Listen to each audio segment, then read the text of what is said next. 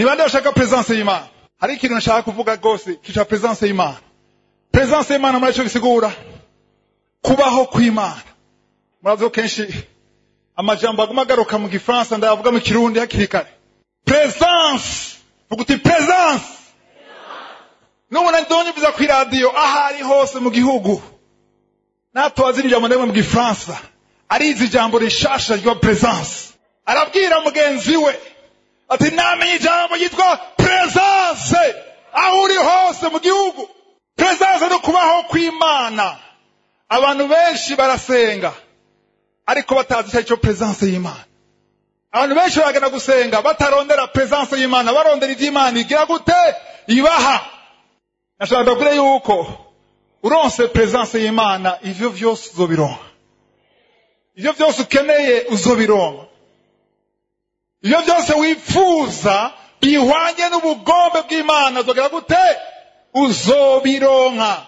Ariko kenshi munyubirize, kenshi abantu barahusha ivy'Imana yabateguriye kubera batarondera presence y'Imana. Aha anyera abantu atari bake bigeze kugira igihe basenga cyane, bafise akariro ko gusenga, bafise umuriro wo gusenga, basenga bavyuka mu gitondo, ariko ugasanga uno munsi barazimye. Sishaka koza bazimye muduza amaboko kuko nazi ko n'abandi bagoye, sivyo? Ariko abazimye ijuru rirabazi. Hariho ahantu wari uri uno munsi utakiri, Imana irabizi ko wazimye. Nashaka kuve ngaho watse. Abazimye bave ngaho batse, abaka nabo bave ngaho baka gusumba. Nta numwe ava ngaho nk'uko yaje. Nta numwe kwayumviza kuri Facebook cyangwa kuri YouTube azosura inyuma nk'uko yarari, sivyo? Kristo ashaka kumviriza. Ariko nimbuje n'umutima ushaka kwakira ijambo ry'Imana ngo nishobora gusubira kwa data nk'uko ryaje. Imvura nishobora gusubira hejuru. Imvura iragwa ariko hariho irasubira inyuma muri forme ya vapeur, sivyo? Ariko isubira inyuma yakoze ubugombe bw'amurungitse. Rero niyo jambo rije kuri wewe, sivyo? Ngize ibisi bwa presence y'Imana murabizi. Muri kuvayo 33:15 Exode 33:15 nituhasoma. Ndabona abantu benshi basoma kayi, Imana bahezagire. Kuvayo 33:15 Exode 33:15 Mose yabwiye Imana ati, Imana yamubwiye ngo iki? Yamubwiye ngo ngiye kubaha umumarayika agendana namwe aho muja hose. Aho muzogenda hose nzobona ko marayika muzonesha amahanga, muzonesha abansi bangahe. Yaravuze liste haruguru. Ariko ngo zizogana namwebwe, sishaka kugenda namwebwe kubera no bica. Kubera muzi ubwibone sinovyihanganira. Ariko Mose arambwira ati tutajanye ntituvaha. Biyovyo. Jenze bazochanezerwa ngo Imana mubwiye ko umuhaye marayika akomeye. Imana mubwiye ko azotsinda ngo muzoja mu gihugu cy'amata n'ubuki cy'isezerano. Yamweretse vyose. Hari abantu ngaha Imana mubwiye ati ushaka iki? Ngiye kuguha marayika azobana nawe. Ajana nawe uronka amasezerano yose. Besha ngo amen urakose. Ariko kubansomye kino gice cyose 33 narahinduye. Nabwiye Imana ni umumarayika aratwita mufise abatabizi ndabenforme ngaha anya ari umumarayika turi kumwe. Ntamubona arahari.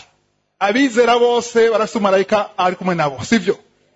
Ariko abamarayika bararutana niyo babizi. Nzo gusoma Daniel 10. Daniel 10 mwumva ko abamarayika barutana. Hari abamarayika n'abamarayika. Hari abakaporo, abakapitene, abakomanda, abamajor, abakolonel n'abaki general. Mushaka kaporale gusa. Gabriel yaragenda ni kenshi nimwe nemwe yarashika, agize amahirwe yarashika. Ariko ari gihe yananirwa gushika, bigasaba isho bita renfort. Haza umumarayika amusumvye inkomezi, ariko nawe niyizana gutyo hari byasabwa kugira ashoboye kuza. Hari ivyo Imana yakwemereye utazoshikira utaronse abameze nka Mikaeli bafite ubushobozi nkawe. Rero umumarayika nubwo yoza nagenda kugira yuko icyo ukeneye gusumba vyose si umumarayika. Ukeneye presence y'Imana. Ukeneye kubana n'Imana aho uri hose, kuko ni wabana n'Imana. Amarayika ni automatique. Aho Imana iri amarayika barahari. Aho Imana iri hari ubushobozi. Aho Imana iri hari intsinzi. Aho Imana iri nta kunanirwa. Aho Imana iri n'ubwiza, icyubahiro gusa. Haleluya. Rero ntuze kurondera utuntu. Ni nko mvuga ati ndashaka kuzuma umucungwe. Ndashaka gutera umucungwe ngira igiti cy'umucungwe. Niyamurire cewe nyene. Ndashaka ndiho. Ndakunda ijambo ndiho. Hano bavuga ngo ndiho ngo niyo muri kanguka, siyo muri kanguka. Niyo muri Exode 3:14-15. Kuvayo 3:14-15 uzobabwire ngo ni ndiho yandungitse. Je suis celui qui pas qui était mais qui suis. Imana iri hano. Muri présent hose, aho uja hose irahari. Udaravuka yari ndiho. Uno munsi ni ndiho. Mu myaka 50 yari ndiho. Aho uja hose ni ndiho. Bayita ngo shama. Bisigura Imana irahari. Ashaka gusigura gatoya. Aho Imana iri muri present iri hose. Jabo Imana bavuga ngo mu misozi iriyo. Mu mazi iriyo. Siko mu mwijima irahari. Mu bicu irahari. Hose irahari. Muri Afrika, muri Aziya, musi y'imeza, musi y'igitanda. Imana iri hose. Ariko iyo muri presence siyo niko ndavuga. Ndiko ndavuga icyo bita presence mu buryo bwo kwimanifesta. Ikigaragaza ije ifise intumbero. Haleluya. Nicyo gituma ivyo tugira twige birakomeye. Imana igihe cyose ashaka kwigaragaza ku bakozi bayo, ari Mose, ari Dawudi, ari inde, hari ahantu bahurira. Yabisuyemwo hari ahantu bahurira. Eliya yarafise ahantu ahurira n'Imana. Hari amamisyon yagenda ku bantu hitwa ku musozi wa Karmeli. Mose nabo bahurira he? Imana yamutelefona. Kamubwira gute ngo dakeneye ko tuganira. Je nditi ni Mose nani kumbwira ni none ko tuvugana rezo ari nziza mbarira. Ariko mbwira ati genda ku musozi Sinai. Nimbara nifuza kubona ni ku musozi Sinai. Mose yamaze iminsi 40 n'amajoro 40 baganira n'Imana. Kuri uwo musozi muri Israel aho nagendayo baratubwira ati Sinai bamaze kuyitanga uno munsi yapartena kuri Egypte. Bisigura yuko udashobora kurengana ugende muri Egypte udafise visa muri Egypte. Cyo kinshonye cyambabaje kwa ntahabona. Hari abantu twahuye muri Israel bavuye muri Egypte baravuga ati batatu baravuga ati twe twaduze ujya musozi turashika hamwe ku osome. Twarahashitse turahabona. Bamwe ari harehare hagoye kuduga. Imana ishimwe. Ino nyigisho ngomba kwigisha no munsi ni nyigisho nambwira madamu gitondo ngira ntange heritage. Ikintu Imana yigishije haci imyaka 18. Nataka kuyigisha muri 2001. Aha Mugabondo hitwa ku musozi. Pastor yari arahazi. Hariho Kadodoye. Kadodoye arahazi. Twari kumwe nawe nyene. Aho hantu hitwa ku musozi na hantu twari faseseri do prière. Twahurira imisi yose 6h du matin gushika saa moya. Nimba hari ahantu hambere naronke inkomezi ni ku musozi wo mu Kabondo.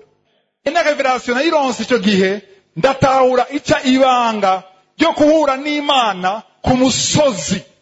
Natakoze Imana ni kwereki Abraham yagize imisi 3. Imana ishaka kumuhezagira, ishaka kumugerageza, ishaka ko atanga ikimazi. Avuga ati vyuka tuzo kwibona genda ku musozi mu gihugu nzokubwira. Acagenda imisi 3 agiye guhura n'Imana kandi aho hose iyo misi 3 yagenda aho yari hose Imana ari hari. Hariho muri presence sivyo? Ariko hariho presence idasanzwe yarahitwa Moria. Ifare ko shikaho nyene Imana mubwiye.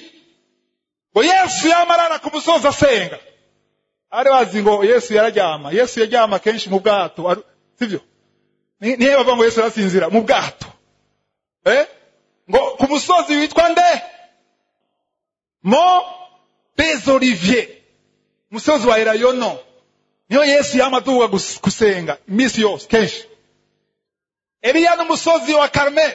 Mose umusozi wa Sinai, sivyo? Ndifuza ko umwe wese ngaha agira umusozi wiwe. Ugira uhurira na ndiho. Hariho presence, hari izindi nkomezi, bundi butunzi uzoronka. Niba ufise ahantu wamuhurira n'Imana. Nayigeze kwigisha inyigisho kenshi. No muri kanka nayigishije, ariko ndayigarukanye. Iyo ngarukanye n'iri nyigisho nigishije, nuko ari ama ingredient mashasha. Hari wirungu bishasha yavyagiyemo. harimo amarevelation mashasha bayagiye musiko. Nashaka rero dusome kuvayo 24 Exode 24 asome ku murongo wa mbere shwa kwa kabiri. Kuvayo 24 soma 1 à 2. Uhoraho abarira Mose Some kwa mbere shwa kwa kabiri. ati duga aho ndi mwena Aroni na Nadabu na Abihu n'abakuru bo mu Bisirayeli 70 musenge mukiri kure. Mose abe ari we yigira hafi yanje wenyene ariko abo bari kumwe ntibanyegere. Mwumve gute ibintu kandi abantu ngo baduge nawe. Ubise Imana igiyende ugambe na mbere Imana igiyende Mose mugiye ngite ngugende hehe ngo monte vers l'Éternel. Mbriza ngo Dieu dit à Moïse monte vers l'Éternel. Imana igiye Mose ngo duga imbere y'Uhoraho cyangwa Uwiteka sivyo. Imana igiye ngo ntuwe ngo Pio duga imbere yanje. Siko yuko Pio ari hehe ni hari ku musozi. Ashobora kuba yarajyana. Mose ashobora kuba yarajyana sivyo. Avuga ati nuduge. Ari kuduga nande? Aroni, Nadabu, nande? Abihu, ngo n'abatamu b'ishengero bangahe? 70. Ariko ikintu nashaka ndabasabe twimbe siko? Nashaka twimbe mu ijambo ry'Imana. Umurongo wa kabiri bavuga ngo abo bandi ntibagire gute? Bane baje ngo abo bandi n'abaspectateurs. Siniko vyumva. Bose baraza bavuye hamwe 70 Mose n'abajya babiri bose muri 73 73.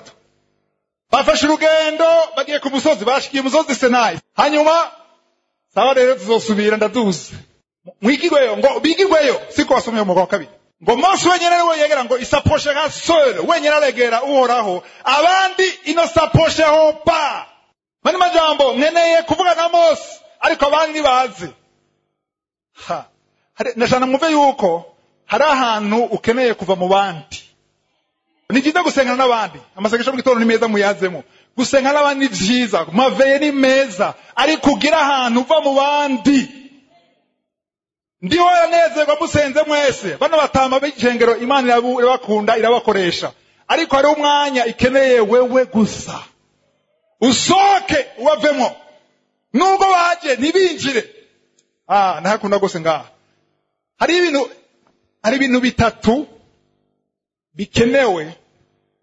Hari ama condition niko navuga condition n'ibintu bisabwa kugira ushobore kuja ku musozi w'Imana. Iyo nindi nyigisho ndashaka kubabwira mugabo ndiho abishatse nzoza ariyo nyigisho nzanye ngaha sivyo. Amen. Ndashaka kubimenya ibintu bitatu. Icyambere sanctification, kwezwa cyangwa kugororoka. Ntushobora kuja muri presence y'Imana, ntushobora gusenga, muga ntushobora kuba muri presence y'Imana uri mu buzima bw'ivyaha. Uri mu buzima bw'icyaha ntushobora kwegera. Hari ikintu Mose yari afise arusha abantu bose. Avuga ati nimuze ariko nimwegere, uwo shaka yegera wenyene n'umwe gusa ni Mose. Cyo icyambere kwezwa cyangwa sanctification. Icya kabiri nacyo ni humilité, guca bugufi. Ntushobora kuba muri presence y'Imana wuzuye ubwibone. Iko ndavuga ndabisita gusa sininjira gose. Icya gatatu amashimwe. Haleluya. Ntushobora kuja muri presence y'Imana, Imana ikaza ikabana nawe mu buryo budasanzwe, apana muri presence, mu buryo budasanzwe wuzuye ukwidodomba atamashimwe ari muri wewe. Ibi bitatu ko nabivuze, kwezwa, guca bugufi, amashimwe, kimwe kibuze urahomvye. Kimwe kibuze ushobora kuba abandi bari ku ruhande bategereye umusozi. Ariko niba ushaka kuja ku musozi kwiza bino bintu bitatu, Mose yarabikwijije bino bintu bitatu. Simba ku murongo wa 15 wa 12 verset 12. Uhoraho abarira Mose ati duga uze aho ndi kuri uyu musozi ugumeho. Nanje nzoguha ibisate vy'amabuye biriko ivyagezwe n'amabwirizwa ivyo nanditse ngo uvyigishe. Ngo duge hehe? ngo duga imbere yanjye, monte vers moi sur la montagne, uduge ku musozi, hanyuma ugire gute? Vuga neza, aho ndi ugumeho. haleluya. Inde nyigisho ubwa mbere nayise ngo gumaho, mu nyuma mbona ntibyogora abantu gutahura, tuvuga nti umusozi w'Imana. Ariko ndabikubwiye, gumaho. Ntushobora kugumaho utagiyeho. Banza ujeho hamugumeho. Bambaza none ntihavuye, yarahavuye mugabo mu buryo bw'umwemu bw'umwuka. Bino bintu byose birakora twigisha twebwe. Hari abantu bigeze kuja ku musozi bawuvuyeko, ariko nshaka gusaba ugume ku musozi w'Imana. Uraza gutahura igituma ukwiye kugumaho. Reste là, niko handitse ngaha. Aha nahakuze gose umurongo wa 12. Mwabonye mwese, aravuga ngo nzoguha amasezerano ibisata, akwambwiye yuko ivyo yamwemereye azobimuha. Umurongo wa 13. Mose avana hasi na Yosuwa umufasha wiwe, aduga ku musozi w'Imana. Mose agurutse hamwe nande assistant wiwe yitwa nde? Yoshua, sivyo? Mwumvize amajambo aha two turi ibintu bikomeye. Imana ishimwe. Twumvize umurongo wa 14. Abarira babakuru ati muturorerere hano. Mushitse aho tuzogarukira aho muri. Gerageza gaho. Hataka kuba amacakubiri, sivyo? Batangwa ari 70 bangahe? Na batatu. 73. Batanga 73, baragenda 72 baguma ngaha, Mose agenda wenyene. Bagaze a distance, ntabwo distance ngene ngana. Bari hariya hirya baramuraba, Mose agiye. Hanyuma Imana iramubwira ati duga. Ariko acabwira ba 70 ati mwazi n'inkuru rero byahindutse. Ubu mwe muguma ngaha 70 70 muguma ngaha. Yosuwa poma ati babone jewe Yosuwa mwenyewe turajana tu. Bache barajana, ariko byaramuhindutse mu nyuma mo Yosuwa. Suramo yose 14. Abarira babakuru ati muturorerere hano, mushitse aho tuzogarukira aho muri. Abwiye abakuru ati murindire jewe na Yosuwa turagiye. Kandi raba musigaranye Aroni na Huri. Ntaco ntwasize mwenyene, hari abarideri babiri tubasigiye. Nihagira upfa ikintu n'uwundi azaze kuri bo yitware. Umurideri mwiza ntasiga intama gutyo. Pastor agiye South Africa yarasize batama bishengero. Agira ikibazo ntimuje kuri WhatsApp. Ari batama bishengero ngaha. Sivyo? Abya ati turagiye, ariko niyagira ikibazo hariho Aroni nande na Uri. Turajyana na Yosuwa. Yosuwa ati koma. Barimuzi ngo turangana, nitungana, jewe ngana na Mose. Imana ati byakweri. Verset 15, wahejeje 14. 15. Nuko Mose aduga kuri uwo musozi. Yosuwa yaroye none. Yosuwa yaduza umusozi. Yosuwa ntiyaduza umusozi. Ntimubyumva?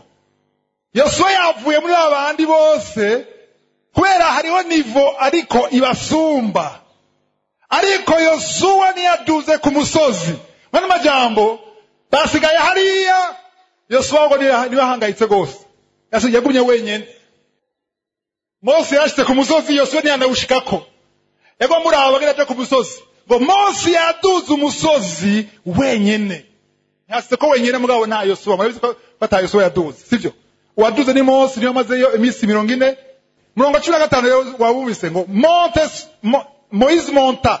Mose araduga ku musozi, hacabiki ca gicu c'igifungu kiramutwikira. Ndashaka tuvyumve kuva no musi, igihe cyose muri Bibiliya muzobona igicu. Sivyo? Igicu. Abantu bakora bango ntagacu. Abaza bakobwa ntagacu raro. Iyo byagacu bakavuga nde? Bakavuga bimwe bya Eliya. Babonye agacu kangana n'ikiganza. Ariko nibatahura agacu cyo gisigura. Agacu bisigura iki? Igicu bisigura presence. Salomo igihe yugurura temple de Dieu, inzu y'Imana, barahimbaje ukuboko barahimbaza baravuga ngo ineza yawe yamaho ibihe bidashira, igicu kiramanuka apana hanze gusa n'indani mu nzu kirinjira ngo nta numwe yasubiye kubona ngena kwita battery wa piano yaciye atazi methode aveugle kari kabaye bose ngo n'abaherezi cyangwa abatamvyi byaranse ko bakora kubera igicu cinjiye. Muze kubisoma 2 Chroniques 5 ingoma ya 2 igice cya 5 nitwasoma. Haruzuye ubwiza bw'Imana ku buryo iyo yigubonye igicu aha murongo wa 15 Mose yaraduze wenyene igicu kiraza agacu karaza la nuée isigura ko ari presence y'Imana. Nashaka rero tugenda ku murongo bana bampaye mwanya turiga kabisa Imana ishimwe. Murongo wa 16 verset 16 tugende bukebuke. Ubwiza bw'Uhoraho buguma kuri uwo musozi Sinayi. Abantu benshi traduction ya Bibiliya Kirundi la gloire bayita ubwiza, ariko niyaza ko ubwiza hanini ya la gloire ni iki? Berenge ubwiza nimengo ni beauté. Ubwo ngo ni mwiza ndumvise ubwiza. Ubwo bwiza siyo bakora vuga ngaha. Ubwiza ko ravuga ngaha ni gloire. Ubwiza bw'Imana, ubunini bw'Imana, icubahiro c'Imana. Murabyumva? Presence y'Imana. Ubwiza bw'Imana bugira gute? Buguma kuri uwo musozi Sinayi. Apana handi je gituma Imana abwiye Mose ati ingo ku musozi Sinayi kuko niho hari ubwiza bwanje. Na wewe nagarabwiye ko gloire de Dieu iri ku musozi wawe. Nivyo urizera ariko ndiho aragushaka ku musozi w'Imana. Aho muhurira iminsi yose. Apana igihe ushaka akazi gusa. Apana igihe ushaka umwana, apana igihe ushaka mariage, ariko mu buzima bwa misi yose. Abantu bakunda gukurikira ivyo nandika kuri Facebook. Chaque vendredi hari amajambo nandika. Navuze nti nta muntu ashobora guhagarika, umuntu agira gute afite ubuzima bw'amashimwe na Satani ashobora guhagarika. Nta numwe guhagarika. Yiri umuntu afite ubuzima bw'amashimwe imisi yose. Murongo 16 rero yavuze ngo ubwiza bw'Imana buja ku musozi Sinayi. N'igicu vuga soma. Ico gifungu ari niwe kwikira iminsi 6. Gitwikira iki? Cyatwikira iki? Umusozi harimo umuntu yitwa nde? Yosuwa ariyo yari hehe? Spectateur hanze. Arinjiye bashe. Babagabonzo bakene asubira inyuma. Bari bazogonde ngo navuyemo bazobaza umusozi womeze gute? Nawe urabira hirya.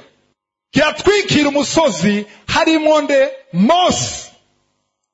Ndifuza gutwikirwa. Ndifuza gutwikirwa n'ubwiza bw'Imana. Haleluya. Ngo bwaratwikiriye umusozi ngo ibisi ngahe 6 bandanya urangize.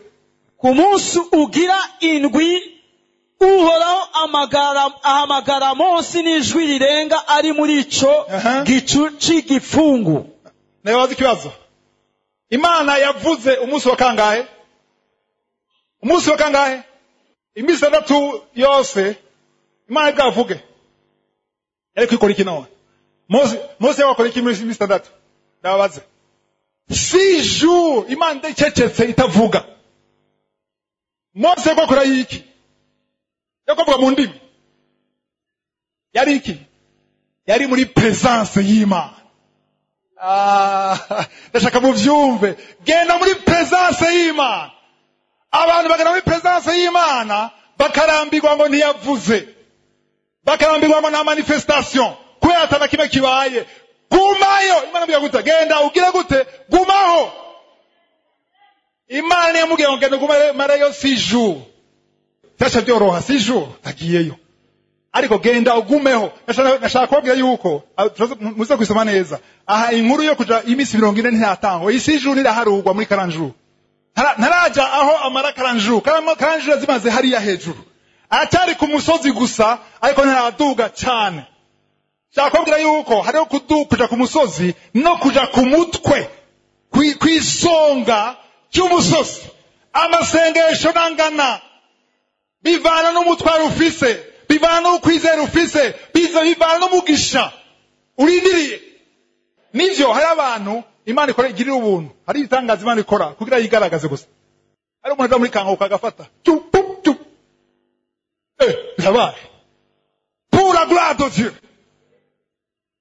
Siyo nje kubigisha ivyo, nje kubigisha ko bahizi. nje kubigisha ko ukwiye kuja ahantu umenye ko tunigana atari inyama n'amaraso. Nje kubigisha kuzinga amashati. Paulo abwira Timoteyo ngo combat, le bon combat de la foi. Nguru umusirikare w'ukuri niyitaho iby'ubuzima. Ushaka ko basirikare. Haleluya. Nje gutuma abantu benshi barava ku musozi kuri deuxième jour. Abandi bava kuri troisième jour, umunsi wa gatatu. Abandi ku munsi wa kane, bya bintu bikora ndabivuyemo. Ariko umunsi w'indwi, ashaka kubwira le chiffre 7. Ni chiffre ya plénitude. Si perfection. Imana ishimwe. 7e jour, umunsi w'indwi ushobora kuba amezi 3 kuri wewe. Ushobora kuba imyaka 3. Besha shaka indwi 3 gusa. Ushobora kuba imyaka 10. Ishimana ishaka ja ku musozi dahita gwifuru. Umukate hari igihe mukwiye kumara mwifuru. Ukwiye kare nturika urabishe. Ugumijeho naho uravyigira naho nyene urabishe. Ariko hariho chiffre 7. Hari igitigira indwi umwe wese bijanye no kwizera kwawe, bijanye na karaktere yawe, bijanye n'umugambi Imana igufiseko, bijanye ingene ndiho kubona. Ariko uja gusaba niki? Duga ugumeho. Gumaho. Ugumana bya bintu bitatu nzosigura mu nyuma. Kwezwa, guca bugufi n'amashimwe, ugumeho imisi yose. Ariko ndashaka mu bitahure. Mutahure ko tukwiye kuba ku busozi imisi yose. Imana ishimwe. Ashaka kubwira yuko niko pastor atarenga kadodo aritemwe. Je ubuzima bwanje icyo ndi ni kwera kuba ku musozi. Ivyo mfise vyose. Itanguriro 22:14. Nzi ko twasoma mugabo umwanya ukuragera. Genèse 22:14. Ava hasome. Aya vraiment hasome. Jire yameza agiye katubasoma. Genèse 22:14. Itanguriro 22:14. Aburahamu yita aho hantu Yehova Yire. Aha. Nuko bavugana bugingo n'ubu. Aha. Bati ku musozi uhoraho niho bironkeka. Abraham yari ahantu yitwa mu gihugu cyitwa Moriya. Moriya hari imisozi myinshi. Imana amubwira ati genda hariya kuri uriya musozi. Genda utange Isaka. Inkuru ya Isaka nayivuze kenshi murayizi. Aho hantu Abraham yari yahamaze iminsi 3 agendayo. Ariko iyo minsi 3 ashitseyo afashe umwana wagira mwice mureka aramubwira ati hagarara. Nabonye kunyumvira. Kubera inyumvira. Haleluya. Ya nashaka mu byumve yuko iyo wumviye. Haleluya. Iyo wumviye ukaba ku musozi ukagumaho. Imana yabonye Abraham ngene yumviye yagumyeho. Ngo aho hantu ngo ahita gute? Jehova Jire ngo bisigura ngo ku musozi wande uhoraho cyangwa w'Imana niho ku musozi w'Imana niho bironkeka. Nagana nabaza ikintu kimwe. Nibiki bironkeka? Provision y'ibiki? Vyose bijanye n'umugambi w'Imana. Reka bisubiremo kugira mu vyumve. Ikintu cyose witeze kuri ndiho. Asivuga ibintu materiel gusa, abantu bacabona materiel gusa. Vyose. Niba witeze ingabire, niba witeze amavuta, niba witeze amahoro, niba witeze umunezero, niba witeze akazi, niba witeze umugabo, umugore, umwana, vyose bironkeka he? Ko bitahuye? Bo vyose bironkeka ku musozi. Araci imyaka 18, uno murongo wa 14. Nage nabwiye ko ari wahinduye ubuzima bwanje bwose. Kuko nari mfise icyo gihe nako ndastrugglinga, nako nanigana n'amajwi menshi ya Satani. Hari amajwi menshi ya Satani akubwira ati ntacuzovamwo. Kwa system y'isi kora gutya. Bakabwira ati ntacuzovamwo. Maze kuronka uyu murongo nshaka ati eyayona yanyu. Iryo ni jambo ryawe. Ari igitanguriro 22:14 bimbwira ngo vyose niyo wishimira ngo waronse kwera ubwenge bwawe. Niyo wishimira ngo waronse kwera amashure yawe. Urashobora kubironka ku musozi w'Imana. Haleluya. Jewe cyondo no munsi byo mfise vyose byabiboneka nibitaboneka. Ndavuze ni ibigaragara nibitaboneka mfise nabikuye ku musozi wa ndiho. Haleluya. cyo gituma Paulo avuga ati uwirata yirate iki kandi yirate muri Kristo wirate muri Kristo kandi yiratira intege nke ziwe les faiblesses Paulo aziratira nje kuzaje wenda bashinga inaye natinya kwabwira ko nagize ikibu mpuzu ko mugira amasoni kubivuga je naso nagize wogira isoni kubera iki ko nagize inda mu mpuzu siniye kubivuga siniratira diplome nta diplome yangize icondi okay nagiye muri university mugabo nabiciye hagati kwega nabiciye hagati harabaye ibibazo munabizi mu Burundi university rugara ndagenda hanze Afrika du Sud ngiye kwiga Imana irugara imiryango yose mu mwaka umwe niye tuva Rubumbashi ibikurikira murabizi nta diplome nigeze ndo nagiye muri polytechnique nahejeje naciye hagati rero na sishobora kuza kuyemera ko ndafite diplome ngo ngo ndafite diplome ingenieur ndi ingenieur ariko ndaganabwira yuko Imana nyeretse gatatu mu nzozi ndonka diplome zitatu zitandukanye nambaye na toje mu nzozi hari diplome atatu Imana yampaye niyo ngenderako nyangize icondo no musi haleluya nashaka kwira abajene bari ngaha mubandanye kwiga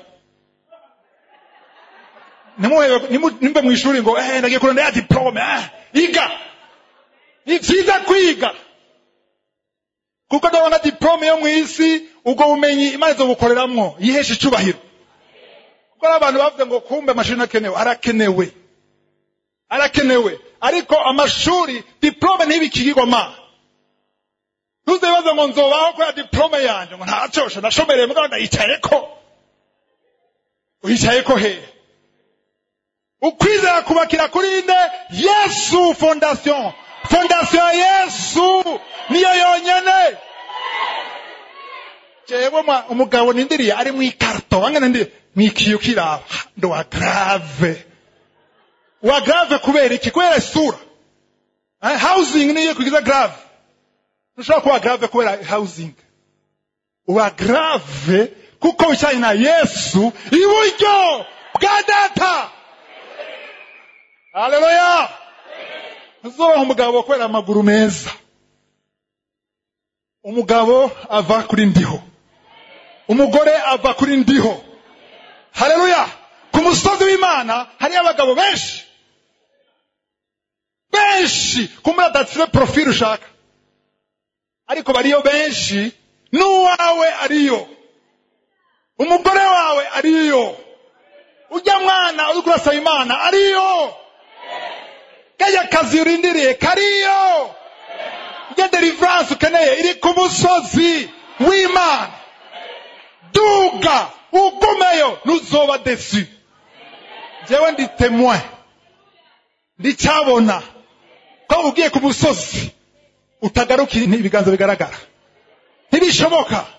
ntibishoboka hagarika kwidodomba duga ku musozi ugumeyo vuga uti gumayo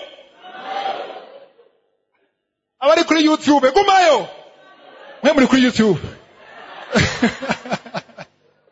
ukwiye kugumayo Imana ishimwe ugumeyo wumireyo kadodera bizi n'abahantu muri rohero ya mbere nagenda hirabura 5 du matin nkaca mu mbwa 10 ziga haziraba numbuza kuja ku musozi ndafata amabuye ndagenda ku musozi kandi ntasangayo sivyo basanga n'abatanze abamukabondo nkabatangushikayo kone nahishuriye ko ku musozi niyo vyose Imana ntushobora gutaha nkuko waje uno munsi ntushobora gutaha nkuko waje uno munsi 16 bayisomye nashaka kubwira rero ku murongo 16 niho tubona ko umunsi w'indwi amaze iminsi 6 sivyo wahasomye 16 wahasomye 17 soma 17 ishusho y'ubwiza bw'Uhoraho Abisirayeli bayibona isa n'umuriro utongora ku gatwe k'uyo musozi. Mumva bisanzwe ngo ishusho y'Uhoraho ngo Abisirayeli bayibona gute? L'aspect, si ishusho, l'aspect. Ikintu kigaragaza ko Imana ihari. Abayibona ni bande? Babandi bari bakora kampa hariya, sivyo? Bamwe basigara hariya, uwo musozi ni muremure cyane. Ngo muri wabona he? Ku gatwe. agatswe ni komplike sivyo kwisonga osome nashaka mutabare ku misozi iratandukanye hariho hagati hariho ku musozi hariho no ku gatwe cyangwa kwisonga y'umusozi rero kuri iyo songa babona iki babona apana umuriro w'ikibiriti apana wa brike ugira gute utongora devora un feu devora abantu no munsi bari mu buntu bwinshi burengeje nashaka kumujambo ngo umuriro utongora ntabwo murabo babivuga iyo miriro imana yacu n'urukundo nta muriro ngaho isezerano rya kera turi mu isezerano rishasha bamwe bose na Biblia abwira genda namwe musome muri Hébreux 12:29 havuga gute imana yacu niki umuriro utongora mu isezerano rishasha Nouveau Testament Hébreux 12:29 imana yacu niki n'umuriro utongora haleluya imana si igikinisho imana si grand-père nta high five ngaho ni imana rambarara fukama unama tazira tuza amaboko uvuga uti uruwera uruwera uruwera umuriro utongora iki ibitandukanye n'ubugome bwayo byose iyo mpwemu y'ubuguyu kubingumba iratongorwa impwemu ya seriba iratongorwa kugira itongorwe birasaba kushika handi hantu apana ku busozi gusa apana hajya hambere yamaze 6 jours osome nimba warusenga shiramwo vitesse Matayo 10:21 ntwasoma Matthieu 17:21 hay daimoni ngo mbe nije daimoni gikugwayo niki no masengesho hamwe niki no kwisonzesha kwiyiriza umuntu atara yisonzesha ngaha niba ushaka ibintu bijyanye na kugatwe osome tangura wisonzesha osome top of the mountain hari imigisha uzoronka juste ku musozi ariko hari n'imigisha utaduze hejuru osome kandi ukagumaho udashobora kubona haleluya ngana bereke ngaha ikintu abantu je ko nasoma hari ama loupe spirituelle shira muri Bibiliya murongo 18 soma 18 tabendabereke nuko Mose arwebera hagati muri ico gipfungu adwebera araguma muri ico gicu aduga kuri uwo musozi genda ngaho gatoya agira gite aduga kuri uwo musozi bo ndafite ikibazo jewe munyumvirize umurongo 15 soma inyuma gatoya 15 nuko Mose aduga kuri uwo musozi gezaho hose araduga yaduze kangahe nashobora babwira none mwebwe ugambere yaraduze kuri verse 15 sivyo ashitse achahaza iki igicu sivyo akimara mu misi ngahe 6 umunsi w'indwi Imana iravuga haleluya promesse hamanitse gatoya verse 18 abanza guma adwebera ari enjoyinga araryoherwa aranezerwa no kuguma muri presence y'Imana ndashaka kugira itumano badasenga bararihirwa no gusenga ndashaka kugira ahantu unezerwa usonza unyoterwa kuba ku musozi w'Imana nimba ugenda ufise ibitwaro gusa atamashimwe ufise uzobivamo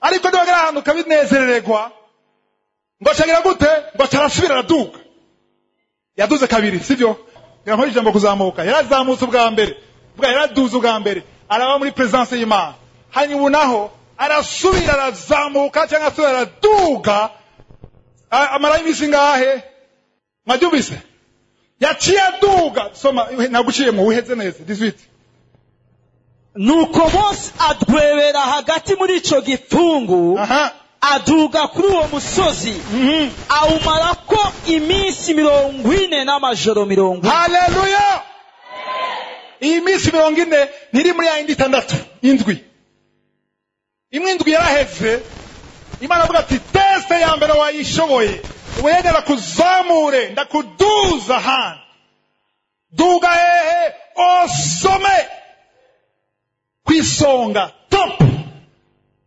ugenda kwisonga y'umusozi. Yamaze iminsi 40. Ndashaka ndabasabe mumenye yuko nimba wari kuri niveau ya 7 jours wifuza gushaka kuri niveau y'iminsi 40, kuko kwisonga niho ubushobozi butongora, ubushobozi atakina kimwe gishobora guhagarika. Matayo 17 nababwiye bajya bigishwa hari amadayimoni yavayo, ariko hari amadayimoni yanse kuvayo, ariko uwo munsi agezeyo Mose ashitseyo yafise ubundi bushobozi. Ndashaka tubine inkuru aho nyene mu kuvayo 34 Exode 34 soma murongo wa 2 gushika kwa 3. Ejo mu gatondo buce witeguye, Imana ibwira Mose ngo ejo umbiriza, niba bwiye ejo mu gatondo hari mu ijoro. Yani yaza ko yamubwiye ajya havuze ngo iki ngaha ngo sois prêt de bonne heure, au kera ejo mu gatondo uzo witeguye. Bandanya. Uzuduga umusozi Sinayi mu gatondo. Bandanya. Urenguka imbere yanje ku gatwe k'uwo musozi.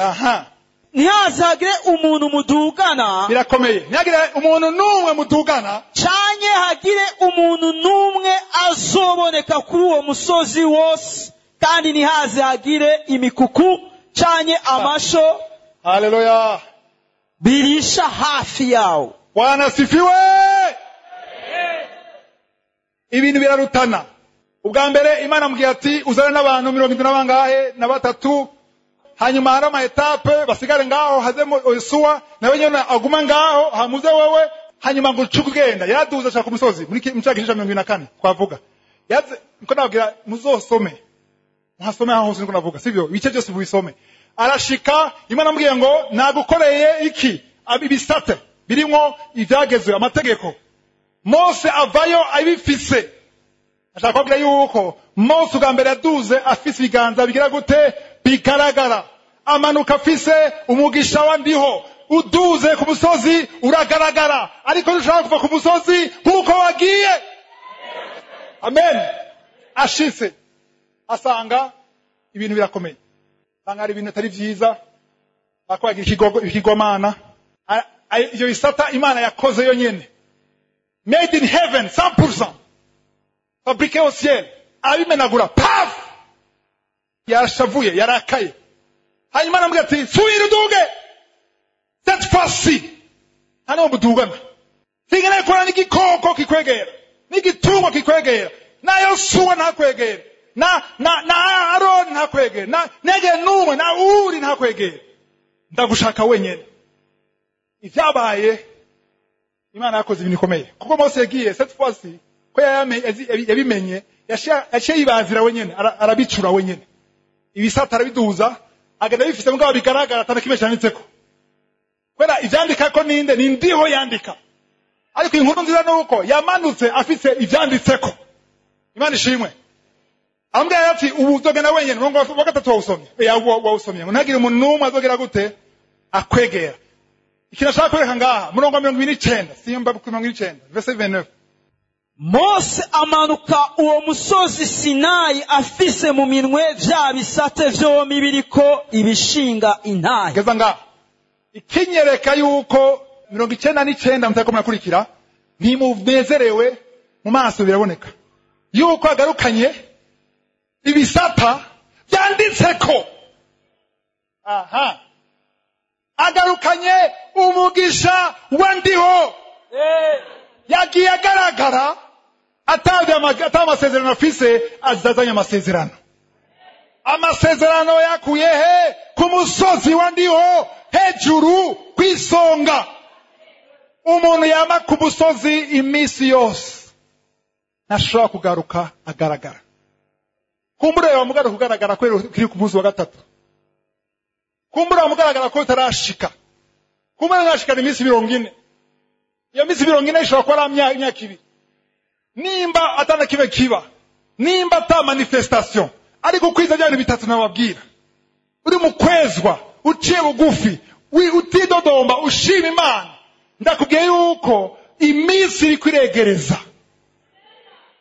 No kubwira ngo uzomara ngo basigaye indwi imwe, none ko nakubesha. Ariko shonzi ico uri kuregera. Ariko iyo ivuyemo naho uri kurasubira inyuma. La machine ifonctiona iyo uguma ku musozi. Sindi byo ukora cyamo, ushobora kubisa ingorane, uri mu karenganyo, birashoboka. Ushobora kuba mu karenganyo ku kazi, ufite ikibazo mu rugo, urugo rwawe rurabishe. Ariko niyo kuba ku musozi, urwo rugo nyine rubishe ruzososa. Kubera umuriro utongora. Iyo muhemu ituma urugo rubiha, izohunga presence y'Imana. Niko bimeze. Soke natahuye haraci imyaka 18. Ariyo ingize ico nzo munsi. Natahuye yuko ivyo nkeneye byose. Ivyo nasezeraniwe byose vyugaraniye ahantu hito ku musozi. Kandi bisaba ko nshikayo. Kandi nkagumayo. Nabitahuye, ndajayo, ndagumayo. Bikanga kuvayo kandi ariyo ndi.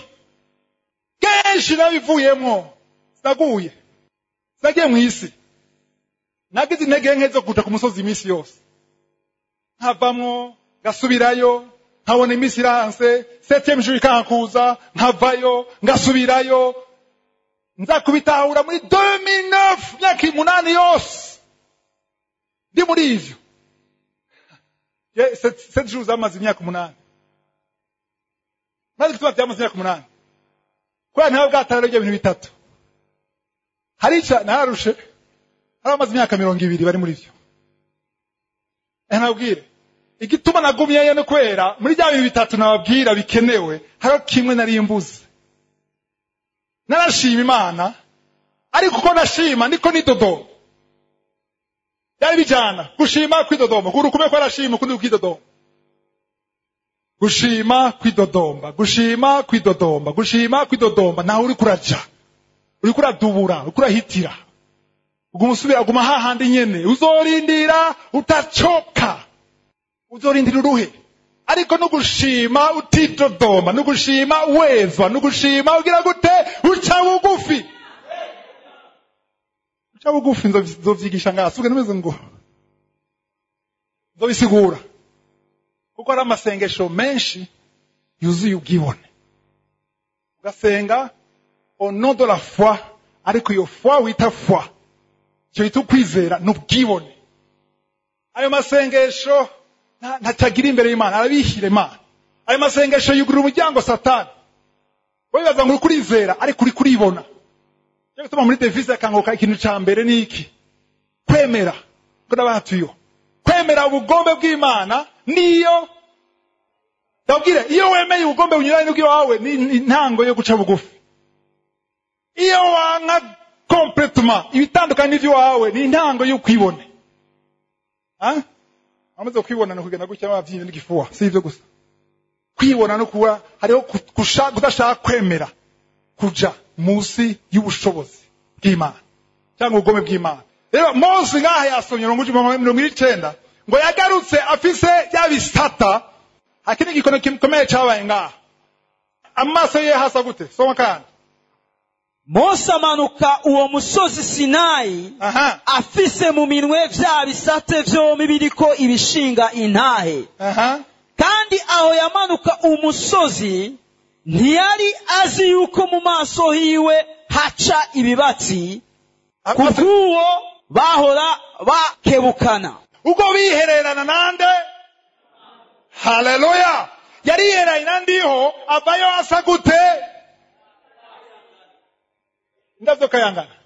Tumwigishe ko takora kayangana. Ni akayangana. Ukishakayangana mwacha ico. Ukayangana ni briller. Ni abria. Ana ahahani aba hakayangana. Tashobora kuvuga ati arakayangana. Yo ninde yasize ngiri mu menu yasize ngaha basha. Mu pente yasize ngaha. Kene hakayangana harabria. Ariko gucibatsi ohegera ngaha. Haramarori special okwambara. Kugisho kuraba ngaha. Le rayonner, abavuze ngo rayonner siko. Guheyona nuko izuba saa 6 neza riri hagati. Uzoga nicara hagati urabe ngo cya izuba. rirakomeye riko rasuka neza. Abiburangira ntibavyumva ko ni gake babibona ivyo, ariko muri Afrika ngaha murabizi izuba ryageze ngaha ntushobora kuja kukamera gutya.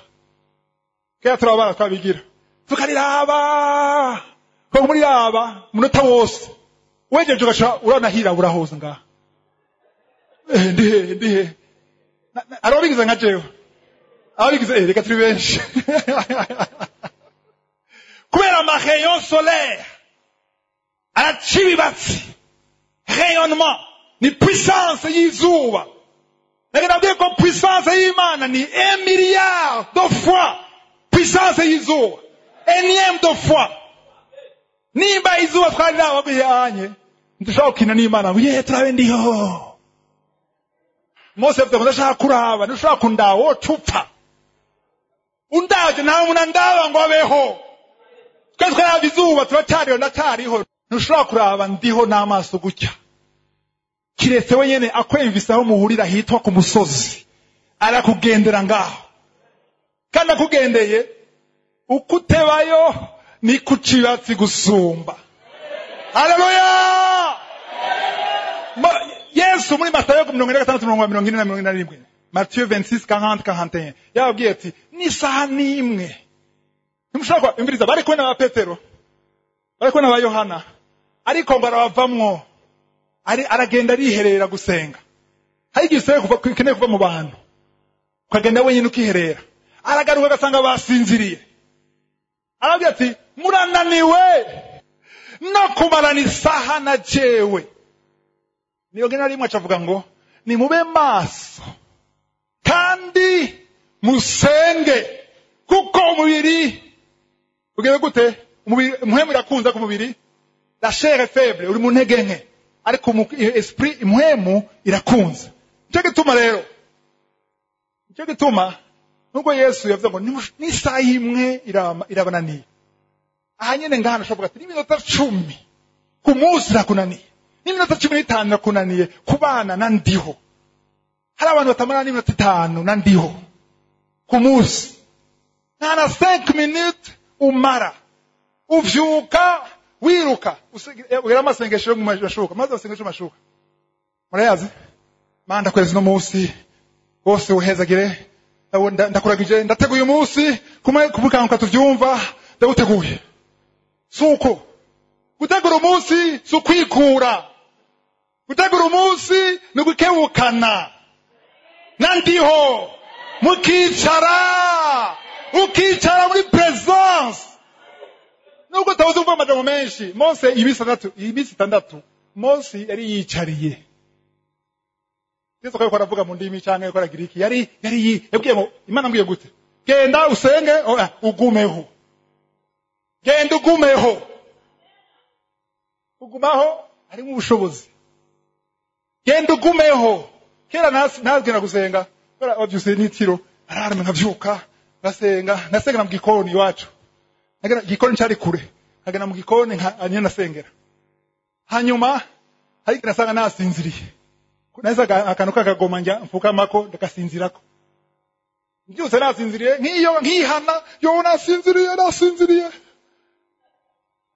ariko ubu maze kuronka umwana ndase umwana akunda kuza kunyegamira ko senga kanjyamako akaryoherwa akadwebera agashaka kugumana na jewe gusa akamfata ama ndavye gusa ngasanga yasinziriye. Samuvuga ngo senga Kusha gusinzira uko nanje. Kusinzira ku birenge vyandiho nta kibazo. Ariko gendayo ni wasinzira nuko utararonka inkomezi ariko bizoza. Amasengesho ni nka jogging. Ni munsi no senga 10 minutes uzogera 15 minutes. Ariko igikuru sima amasaha menshi umara. Igikuru no mwanya munini umarana nawe. Hari umashobora na masaha 5 ariko arakemeye amadayimoni yidodomba. Undi akamara minute 5 gusa ari muri presence y'Imana akagira ubushobozi gusumba yo masaha 5. Igikuru rero si umwanya munini, igikuru ni karite. Nimba ukwije dani bitatu gigera gushika ugeza aho ushobora buke uzogenda bikunda uwegere hamwe udashaka kuvayo uhagarike gusa kwigirije gushika kazi cyangwa ujya handi ariko uvuga uti ndashaka kuguma hajya handi ugiyeyo wiyumvira ubwiza bw'Imana n'ubushobozi bw'Imana. Soma 30 na 35 20 gusa 30 na 35 deux versets aho nyene. Aroni n'Abisirayeli bose babonye Mose basanga mu maso hiwe haca ibibatsi batinya kumwegera. 35 Abisirayeli bakabona mu maso ha Mose haca ibibatsi. Mose akisubiza ko wamwitwikiro gushitsa yongeye kwinjira ngo abonane n'Uhoraho. Imana ishimwe. Nashaka mumva ikintu kimwe. Mose yavuyeyo aca ibibatsi, yagiye ameze nkande ari umuntu ordinaire. Ordinaire muracumba? Umuntu asanzwe. Avayo ari umuntu extraordinaire. Bisigura umuntu adasanzwe. Kugira ashobora kubabwira ibyo Imana yamutumye, byasaba ko ashiraho voile, yaritwikira. Kweki yitwikira kugira ajya amaheyo abashikira atabushobozi. Amandi majambo yambara anti-soleil. Anti-soleil ituma yuko amaheyo adakobaza ku maso. Ya voile yiwe niyo ya proteja amaheyo y'ubwiza bw'Imana butariko buva ku musozi. Munyumvirize, si ubwiza amaheyo canke iyo bibatsi. Ibibatsi muravyumva? Ayo maheyo ni yaravuye ku musozi, yaravuye kuri nde? Kuri Mose. Ayo maheyo yakuye he? Ubwo bushobozi yakuye he? Uko yaganira n'Imana ici bibatsi niko yamutusha, yaramwepakta. Nangiye abantu genda muri abasama frigo, genda muri freezer hejuru, freezer hejuru muri freezer, fata ikiganza cyawe ushireyo 5 minutes, iminota muri freezer icometse, urayipima, ujye ushira aha kwizosi wumve, uzowukanye, uzobukonje, ubwo bukonje cyangwa ukanye wabikuye he? Wabikuye he? Ni kwera mwagize connection na freezer. Ku musozi w'Imana ugira connection na ndiho. Acaguhija afise, aguha ubushobozi, aguha kwidegembya, aguha kunesha, aguha guhinduka kuko n'umuriro utongora. Ugiye kubona na ndiho wakwije ibyo bitatu nababwiye, ntushobora kuva ku musozi usa nkuko wagiye usa. Nivyo ku mubiri uzoza usa gutyo. Ugiye uvyibushe ubaye uvyibushe, keretse wagiye kwisonzesha n'ivyo urabaye wataye ibiro, ariko isura yawe uzovya usa gutyo nyene. Ariko impwemu yawe cyangwa umwuka wawe ntushaka kuza nkuko wagiye. Wowe ugiye gusenga ukiherera n'Imana, niba wisonzesheje abantu bavuga ati wonze cyangwa wananutse, sivyo? Ariko amadayimoni akuravye, abasataniste bakuravye, abapfumu bakuravye, ntabona ngo inyama yagiye cyangwa amagrese yagiye, babona ati umunacibatsi ninde? Amadayimoni yise gitero ahuye na Yesu agize gute? Amubonye distance, duze kutwica. Ntaco yavuze Murundi yakora yigendera gusa. Niyaragera kutwica kubera iki? Yacibatsi. Yesu yacibatsi, ba Petero ba Yohana ntavyo babona kubera bamana nawe, ariko madayimoni yabibonye. Bisigura yuko ugiye ku musozi uvana y'ubushobozi budasanzwe. Ntushobora kuva ku musozi uri wa wundi. Uriya mugore yagwaye tinya nka myaka 12 yakoze kuri Yesu kubera presence y'Imana gusa. Ubushobozi bwa muri Yesu, paf, atakira ubwo nyene, amaraso ahagarara, paf, ubwo nyene kubera ubushobozi. Ntushobora haranta zoshika mu buzima ni waguma ugira ubuzima uri ordinaire. Ni waguma ndasenga, nimba usenga amasengesho yo kwikura yo kubipa. Bipa murabazi. Iyo umuntu abipa afite ikibazo cy'amayinite, sivyo? Arabipa aragwamagara urutoki rumeze gutya ku telefone. Kugira ntugeretse kwitaba. Hari abantu nyeretse kwitaba, sivyo? Batihagara. Hari abantu telefone isonye baca bitabo nyene. Rero iyo hamagaye uri mubipe ubazi gumeze gutya. Umupima ko yasonye, puf! Kugira agire gute aguhamagara. Ariko Imana yagusavye so kuguhamagara. Yamaze guhamagara. Ikubwira ati duga. Genda duhurire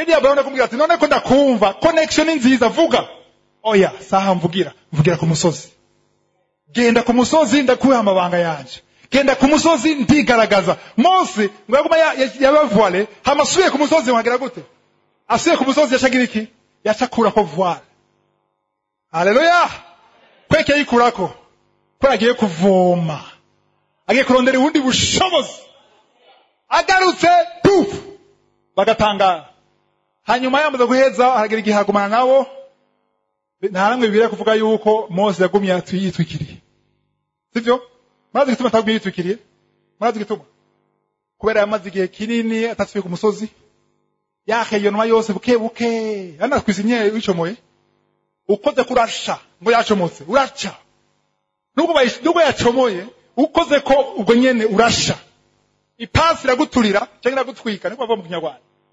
kubera iki hashari mu bushobozi kuha yatbaye coupe abize physique sivyo kuha yabaye coupe ariko la chaleur la température iracyarimo ariko ubaye déconnecté ucomoye ipasi nubwo température irimo mugabo ikwigira gute ikwiragabanuka ariko ipasi kumicometse igumamo niwaguma ku musozi nuveyo température spirituelle igumaho haleluya ashaka gusomera yuko ntusenge usagira wishugwe uco wigira amasengesho nukuganira n'Imana nuguhura na ndiho duhindure approach vuguti approach dukwegera yo mvuye hanze nje mu Burundi abana banje barazi ko mu vyo no banazanye vyose hari tuzakwamwo shokora barabizi barazi ko shokora harimo na jouet n'igikinisho ariko ku aeroport baraza biruka bakansimbira ko bakamfata ndagukumbuye na nezerewe papa kubona nani ndavuga ngo papa ya shokora wayizanye nta numwe arambwira gutyo papa cyagijwe na gutuma kakaduga wakazanye bari sûr base confiance ko papa uko bigenda kose ategereza kuzana yuri sûr nukuma winginga saidia papa saidia oya ni vyawe birahari yabiteguriye wewe yaraguteguriye uwo mwana yaraguteguriye uwo mugabo yaraguteguriye uwo mugore yaraguteguriye akakazi yaraguteguriye ministère yaraguteguriye deliverance y'abana bawe icyagusaba ni presence yawe kuganira nawe ashaka konze umwereke ko umukumbuye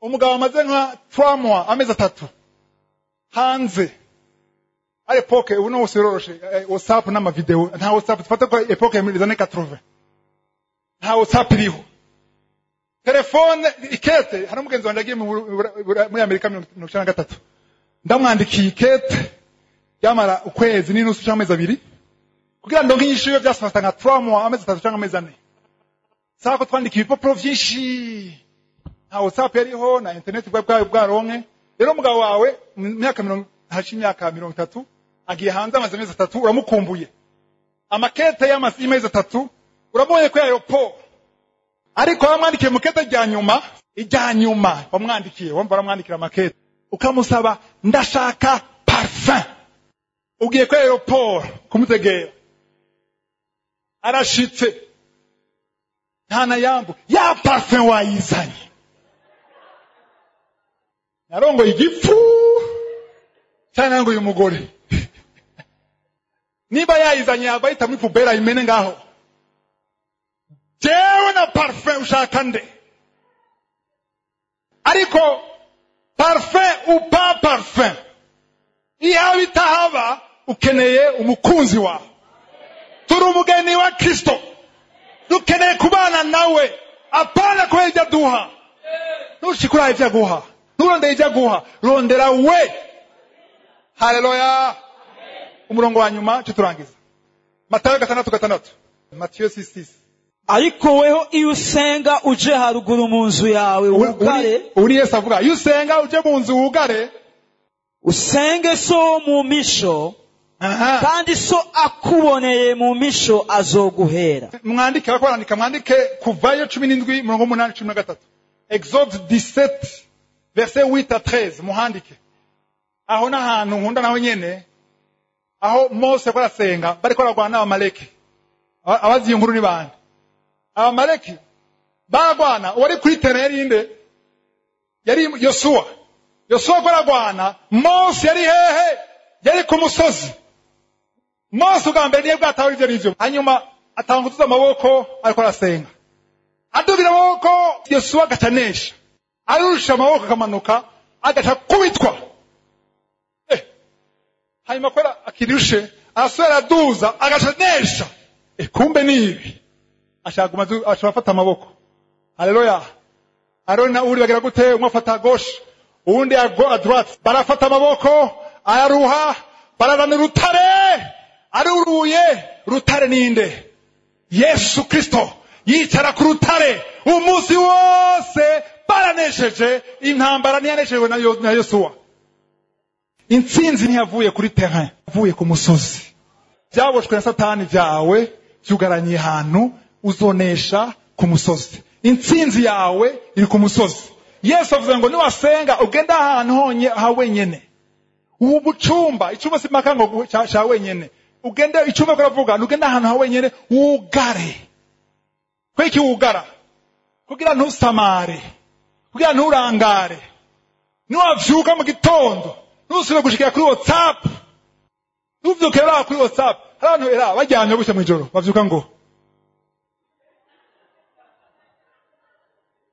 abatwenze hari bari muri bo, hari bari muri bo bavyukira muri WhatsApp, kuraba iki muri groupe bavuze ibiki, kuraba muri Facebook, ukabanza kuraba ibihuha. Banzu zimye, banzu de ku musozi na kango karayumviza hanyuma na hija nimba ari WhatsApp rayumviza ushakira. Banzu vyukije imbere y'Imana, uje guhimbaza Imana, uje muri presence y'Imana, ntuje kibaza amashokoro bwa mbere. Genda yibaze, haleluya, ndi hano ndagushima kucuri, warakoze ku maraso ya Yesu, warakoze kunzigama, ndagushima ko inajoro ryose ko nzigamye, ndagushima ko nakiri muzima, ndagushima ko nakumenye bagiye mpfira mu vyaha. Ninde asa nawe kuri ino si mwijuru? Ninde ahwanye nawe? Nta numwe asa nawe. Uri Imana, ineza yawe yamaho ibihe bidashira. Mbega Mana, mbega kuri munini. Ndashima ibyo waremye, inyenyeri, zuba, ndashima, ndashonje, ariko uri muzima. Ndazi ibyo ndimo ko ntazovyamamwo. Niba ubwa wanje atarahinduka azohinduka. Ndazi kuri Imana ishoboye. Kubera iki? Urumuriro utongora. Haleluya. Darangije. Bwana sifiwe. Amajambo bino munsi nayo. Nimba utahiye urafite ikibazo.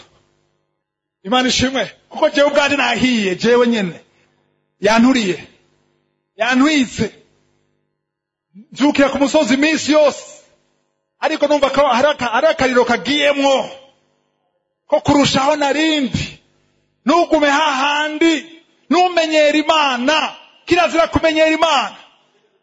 Umunsi wose wa muri mushasha kuri wewe. Imana ishimwe. Cyangwa ngomba gusengera abantu bashaka cyukuri gufata iyo engagement wasa Saint Esprit abashobozi. Haleluya. Nimba ushaka kudufatanya hamwe masengesho haguruke. Haleluya. Mana nagushima kuri amajambo yose akomeye twumvise. Turumvise ubushobozi bwawe aho buri. Turumvise aho byinshi byapfiriye.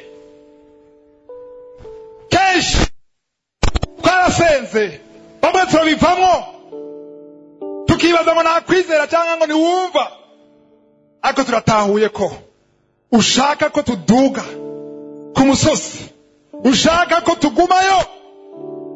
Icyo gituma mwese bano bantu bahagurutse bose, na jewe ndimo, nawe ko twumviriza kuri YouTube, kuri kuri Facebook, kuri WhatsApp, kuri radio Vyizigiro, ari hose, ari mu nzu iwe, yifatanyije natwe gusenga. Rino sengesho rimushikire, igihugu cyose arimo rimushikire. Turashaka ubushobozi. Urakoze Mana, ndagushimira kwa nuko uragendera mukano kandi ndagushimira ko umuntu urakiza afite problème ya cheville kukuguru kw'iburyo, nimba ari ngaha, nimba ari kuri internet, ariko ndagushimira ko umugendeye. Ndagushimira ku bushobozi bwawe, ndagushima ku bana babiri bagiye kuzovuka. Urakoze Mana, urakoze ku badamu babiri ugiye kuzoha uruvyaro. Baba ari hano, baba kuri internet, aho bari hose urababona. Ariko ndashima ubushobozi bwawe. Turasavye uwo muri rutongora, udushoboze muhemu yera, dushike au top, au sommet, kwisonga cy'umusozi, tugire ubuzima bw'amashimwe. Udushoboze kugendera mu kugororoka, kwezwa. Udushoboze guca bugufi, udushoboze gushima muri byose. Uturinde Mana gushika wa musi tuzovira mu mubiri. Cyubahiro cyose kibi cyawe ubu niyo bidashira mu izina rya Yesu Kristo. Amen.